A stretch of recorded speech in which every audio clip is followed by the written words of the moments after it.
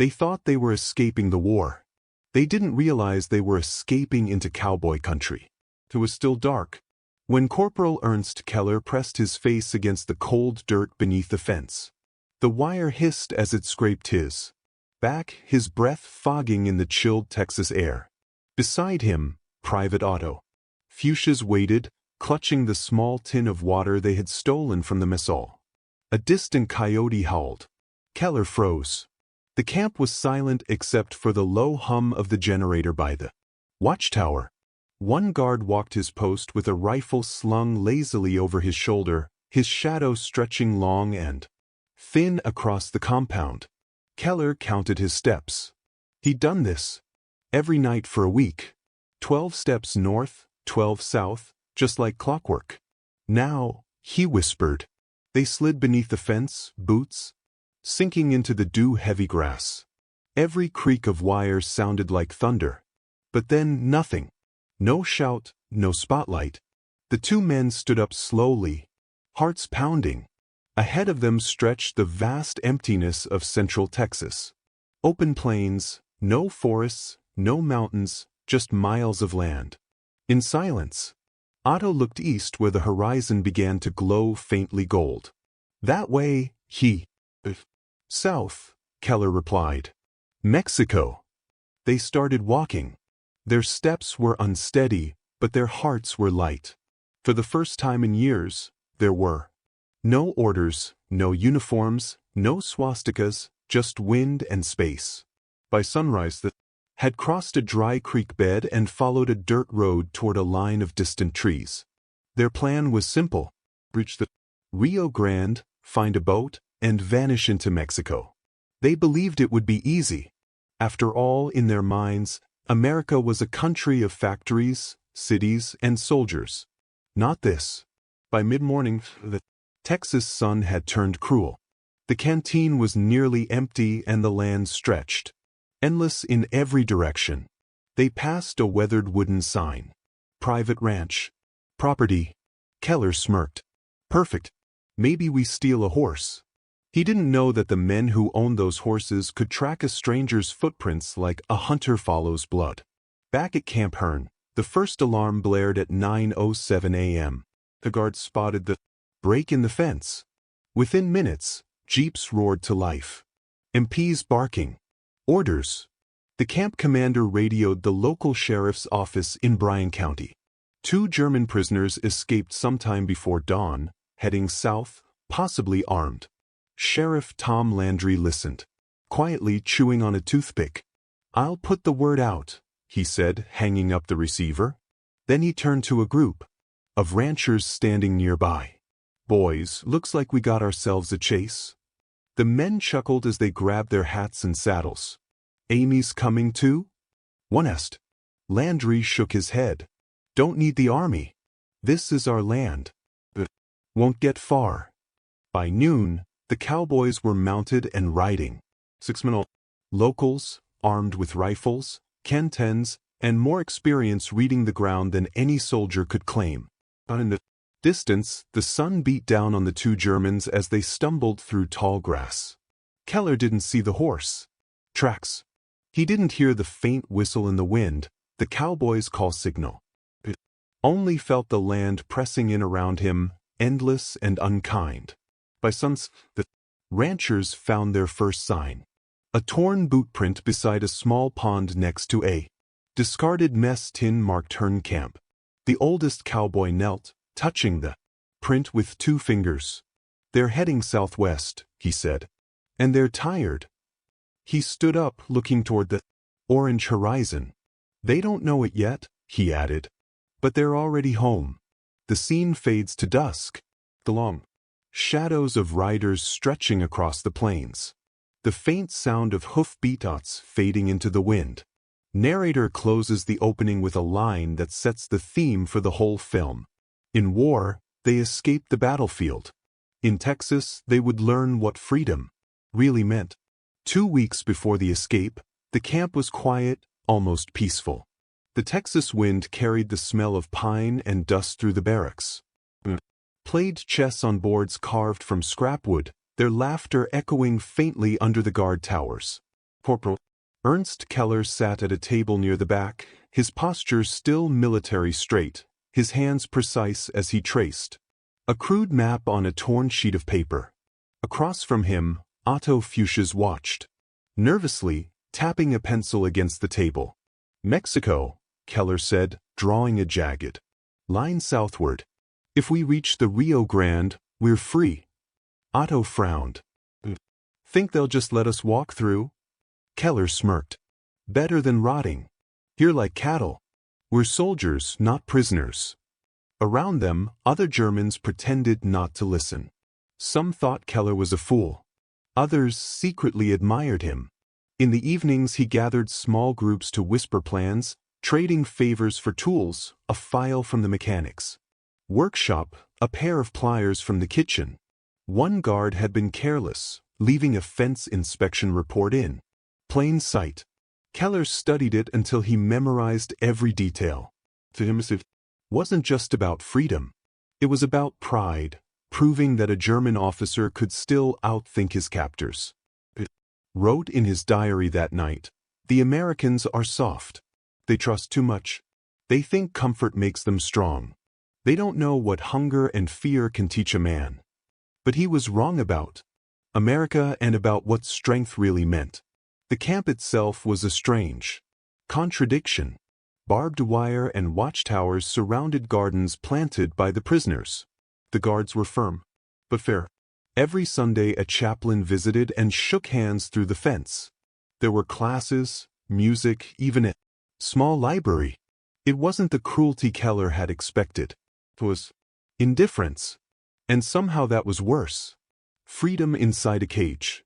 That night, under the faint yellow light of the barracks, he and Otto finalized their plan. They would slip out just before dawn, crawl beneath the eastern fence, and follow the cattle trails until they reached the nearest river. From there, they'd head for Mexico. No one would expect it. Hans, Otto whispered, "Do you really think we can make it?" Keller looked toward the horizon, visible even through the tiny window of the barracks. "We made it through the Eastern Front," he said. "Texas can't be worse." Outside, a distant whip poor called across the prairie. The sound echoed through the wire, the voice of a land they didn't yet understand. Behind them, an older prisoner, Sergeant Weber, muttered softly from his bunk, "You can escape the fences, boys, but you can't escape America." Neither man answered. They didn't know yet that Weber was right. That beyond those fences waited not danger but something far more disarming. Kindness. The camera fades to black as Keller hides his diary beneath the floorboards. The faint hum of the generator returns. Steady, patient, unbothered. And the next morning, before dawn, fence would move for the first time. By noon, the sun was no longer an ally. It was punishment. Keller pulled the collar of his worn uniform tight around his neck, though it did nothing to stop the beat. The air shimmered above the endless grassland, and every horizon looked the same, flat, golden, and cruelly empty. Otto stumbled beside him, sweat dripping down his temples. Their stolen canteen was already half gone. The little bread they'd taken from the mess hall had turned to dust in the heat. "You said there would be trees," Otto muttered. "Shit. There will be," Keller said, though he didn't believe it. The road they followed wasn't a real road, just a pair of wagon tracks cutting through the prairie. No cars, no houses, only fences that seemed to run forever. Thin strands of barbed wire marking off ranches larger than European towns. First, Keller saw this openness as freedom. No walls, no guards, no watchtowers, just free. But by midday, that space began to close around him. It wasn't the kind of freedom he imagined. It was exposure, vulnerability. He looked down and saw his boots were splitting at the seams, dust pouring in with every step. His once crisp uniform, a symbol of pride, now clung to his skin, soaked with sweat. They passed a dry creek bed littered with cow bones. Otto stopped, staring. "Are we still in Texas?" he asked, almost joking. Keller didn't answer. He was beginning to realize that in Texas, everything looked like freedom until you tried to live in it. By late afternoon, they found a small windmill beside an empty field. A rusted water tank sat beneath it, the metal groaning softly in the wind. Keller climbed the ladder and looked inside. The water was brown, lined with algae, but to them it looked like salvation. They drank without hesitation, gasping. Between sips, "Do you think anyone saw us?" Otto asked, wiping his mouth. Keller glanced around. The plains were silent. No soldiers, no trucks. Just the endless hum of insects and wind. "No one's watching," he said. But someone was. A mile away through the mirage, a rancher sat on his horse at the edge of his property, binoculars in hand. He'd seen the movement hours ago, too. Figures walking where no one ever did. He didn't call the police. Not yet. Just watched, waiting. "Poor fools," he murmured. "They don't know what kind of country they're in." As dusk fell, Keller and Otto collapsed beside a fence line, too tired to speak. They had covered maybe 10 miles, and yet to them it felt like an entire continent. Keller looked at the stars coming alive above them. There were no lights, no sounds of war, just silence. And for the first time since escaping, he felt something strange.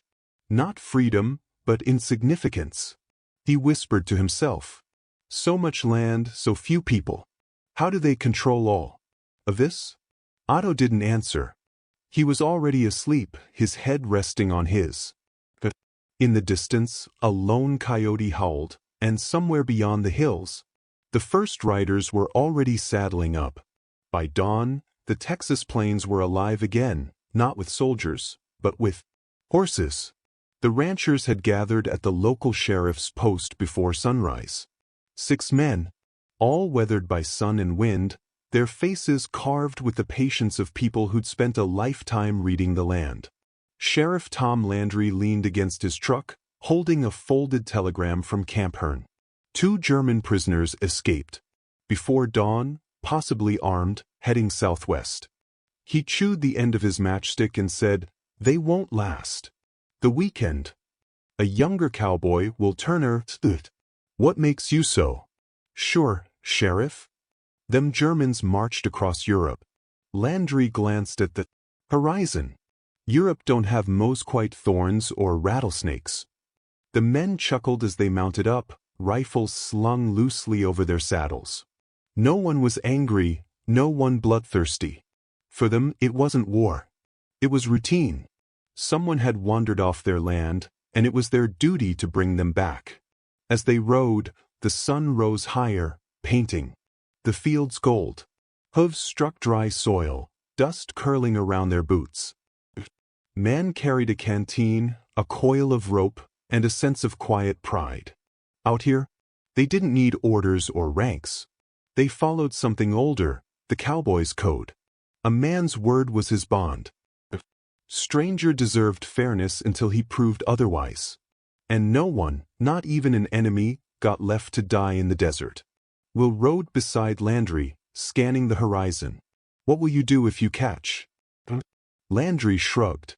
"Give him water, maybe breakfast, then call the army." Will laughed. "That's it. No guns, no shootouts." Landry smiled.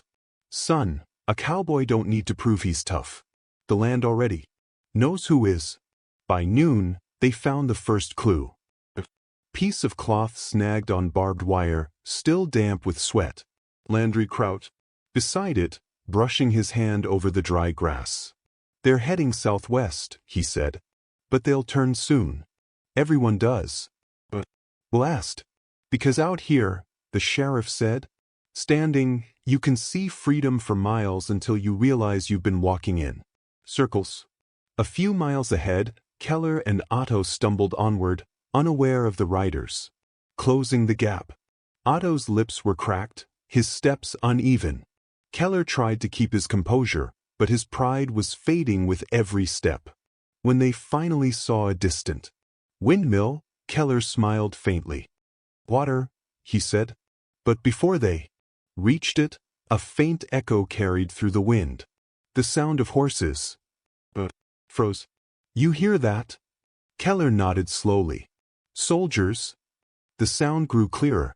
Steady, rhythmic, confident. No, Keller said.